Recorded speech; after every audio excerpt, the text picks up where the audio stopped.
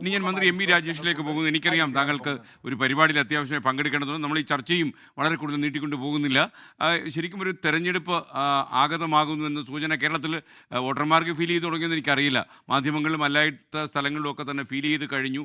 ഒരുപാട് പ്രശ്നങ്ങളും ഒക്കെ തന്നെ ഈ ചർച്ച ചെയ്യപ്പെടാൻ സാധ്യതയുണ്ട് ഈ തെരഞ്ഞെടുപ്പിൽ.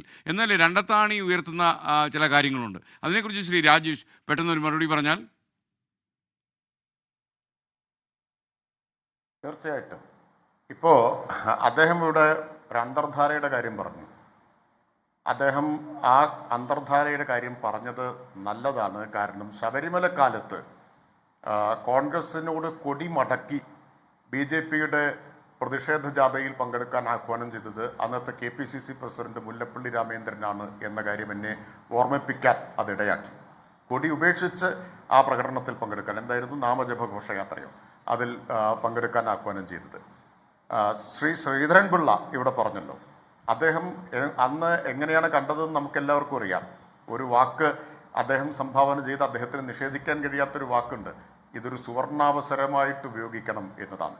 അത്രയേ ഉള്ളൂ ഇവർക്കൊക്കെ എന്ന് കാണണം. ശബരിമലയോടുള്ള സ്നേഹമോ അല്ലെങ്കിൽ ദൈവഭയമോ ദൈവഭക്തിയോ ഒന്നുമല്ല. എല്ലാം ഒരു സുവർണാവസരമാണ്. വോട്ടിന് അധികാരത്തിനുള്ള സുവർണാവസരം. അദ്ദേഹം ഉപയോഗിച്ച വാക്കാണല്ലോ, അദ്ദേഹത്തിൻ്റെ ഉദ്ധരണിയാണ് ഞാൻ പറയുന്നത്. അദ്ദേഹത്തിന് തള്ളി പറയാൻ പറ്റില്ല. അപ്പോൾ ആ സുവർണാവസരം ഉപയോഗിക്കുന്നതിൽ ഒരുമിച്ച് നിന്നവരാണ് കോൺഗ്രസും അതുപോലെ തന്നെ BJPയും.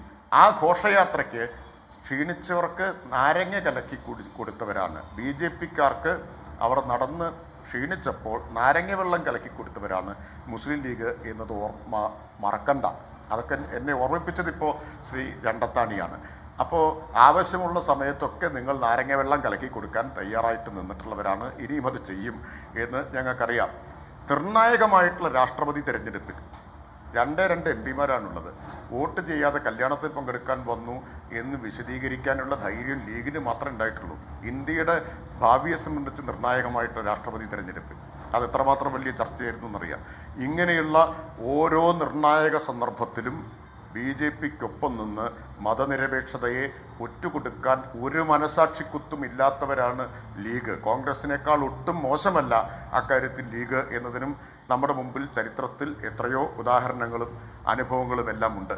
അപ്പം അതുകൊണ്ട് നിങ്ങൾ ആ കാര്യങ്ങളെല്ലാം പറയുമ്പോൾ ഈ സ്വന്തം ചരിത്രത്തെക്കുറിച്ച്, സ്വന്തം ഭൂതകാലത്തെക്കുറിച്ച് കൂടി ഓർക്കുന്നത് നല്ലതാണ് എന്ന് വിനീതമായി ഞാൻ ലീഗിനെയും അതുപോലെ തന്നെ ശ്രീ ശ്രീധരൻപിള്ളയെയും ഓർമ്മിപ്പിക്കുകയാണ്.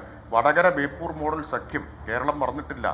കോലീബി സഖ്യം എന്ന വാക്ക് കേരളത്തിൻ്റെ രാഷ്ട്രീയ നിഘണ്ടുവിലേക്ക് സംഭാവന ചെയ്യാൻ ഒരുമിച്ച് നിന്നവരാണ് ആര്? ലീഗും കോൺഗ്രസും BJPയും. അന്ന് ഡോക്ടർ മാധവൻകുട്ടിയെ രണ്ടത്താണിക്ക് നന്നായിട്ട് അറിയുമായിരിക്കല്ലോ.